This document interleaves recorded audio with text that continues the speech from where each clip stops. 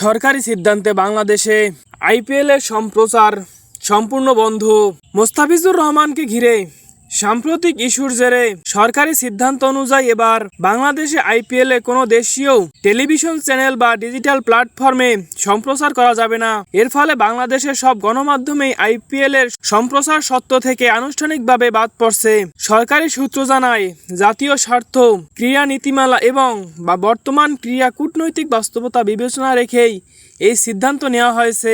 বিসিবির অবস্থান এবং খেলোয়াড়দের ব্যবস্থাপনা সংক্রান্ত বিষয়গুলো সিদ্ধান্তের ক্ষেত্রে গুরুত্বপূর্ণ ভূমিকা রেখেছে বলে জানা গেছে। এই সিদ্ধান্ত কার্যকর হওয়ায় আইপিএলকে ঘিরে বাংলাদেশি মিডিয়া সব ধরনের সম্প্রচার, বিজ্ঞাপন ও বাণিজ্যিক কার্যক্রম স্থগিত থাকবে। এতে মিডিয়া খাতে আর্থিক প্রভাব পড়ার পাশাপাশি আইপিএল প্রেমী দর্শকদেরও বৈধ সম্প্রচার থেকে বঞ্চিত হবেন। এই বিষয়ে এখনো বিসিবি বা সংশ্লিষ্ট মহল থেকে কোনো আনুষ্ঠানিক সংবাদ বিজ্ঞপ্তি না পেলেও সিদ্ধান্তটি চূড়ান্ত বাস্তবায়নযোগ্য করেছে একাধিক সূত্র।